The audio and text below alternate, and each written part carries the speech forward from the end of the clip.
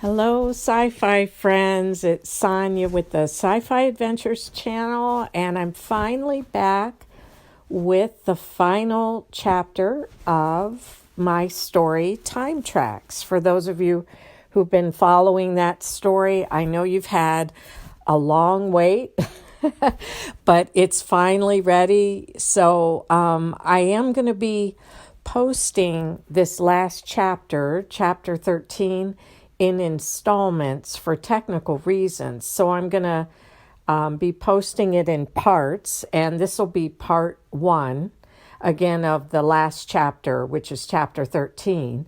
And as always, I want to thank you for joining me.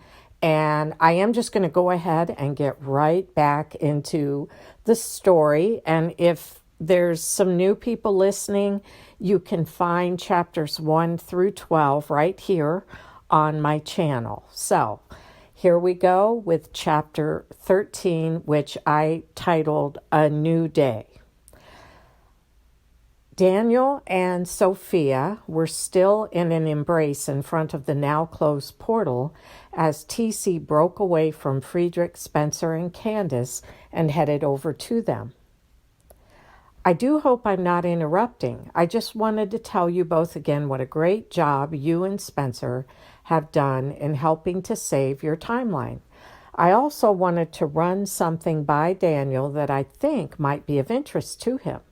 Friedrich was just reminding me of a certain general he worked with years ago who now heads up, well, I suppose you would call it an intergalactic army of sorts. This army is made up of citizens from all the timelines, planets, and galaxies who want to stop these time bandits and other rebels as well. Sophia drew in a sharp breath of surprise as she remembered Friedrich telling her that there was a multiverse. Even though she knew that all of this had to be much bigger than just herself or Daniel or even their timeline, she still struggled to wrap her mind around it. Sophia looked pointedly over at Daniel then to gauge his reaction, and she could see clearly the excitement in his eyes as he spoke. Wow, TC, are you telling me there exist not only other timelines, but galaxies and planets too? Smiling broadly, TC chuckled and nodded a vigorous yes as Daniel continued on wide-eyed. It is like you read my mind, TC. I was just telling Sophia I want to do something more. TC was clearly pleased at Daniel's response, and despite Sophia's momentary twinge of anxiety at the thought of what Daniel might actually be called upon to do, she managed to smile back at TC as he answered Daniel. Friedrich and I had a hunch you might be feeling that way, Daniel, especially after what the time bandit did to your timeline. TC paused then to wave energetically at Friedrich, who responded quickly, as though he had just been waiting to be summoned. With his briefcase in hand, Friedrich nodded politely to Candace and Spencer, and with a spring in his step Sophia had never seen before, he all but sprinted over to them.